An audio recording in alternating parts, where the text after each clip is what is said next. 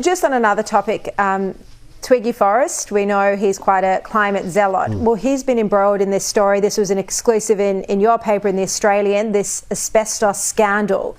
It's related to his newly opened Central Queensland wind farm.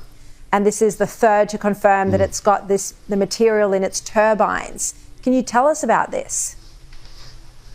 Yes, well, what they've found is a lot of these wind turbines that have been imported from China, they have big lifts that operate inside them because they're so tall, and the brakes on those lifts contain asbestos. Now, it used to be quite common for asbestos to be in brake pads in cars and other things, but that was banned decades ago, and it was banned for very good reasons, that when you apply the brakes, they give off a little bit of dust, and if that's got its asbestos in it, it's a terrible thing. What this shows is a lack of control in the materials that are being used to build these imported wind turbines, and luckily the authorities have got on top of it, and they should really inspect the whole thing. We talk a lot about the rise of artificial intelligence and cloud computing, but all of this requires massive data centres. This is going to drive up electricity demand over the coming decades, and in fact it's expected to make up around 11% of the demand in Australia's East Coast electricity grid by 2040. Now, you know, the government's plan at the moment for electricity, it doesn't seem like it's taking into account this new demand. How will Australia cope with this? Well, this is a fundamental decision that Australia has to make.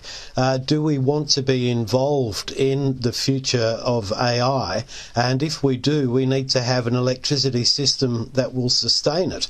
I find it passing strange that the federal government is running around saying that renewable energy is the next industrial revolution, but it's far more likely that the next industrial revolution is going to involve AI.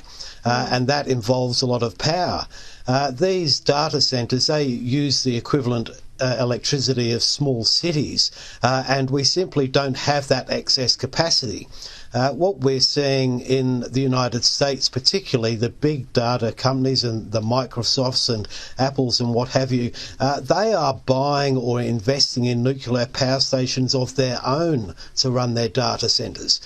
They don't have confidence in renewables. They know the amount of electricity they need, and this is the sort of decisions that Australia really has to grapple with. I think there needs to be more discussion, more debate, certainly more reporting and interrogation of the ministers about this topic, because it is the future and there's no plan. Graham Lloyd, thank you for your time.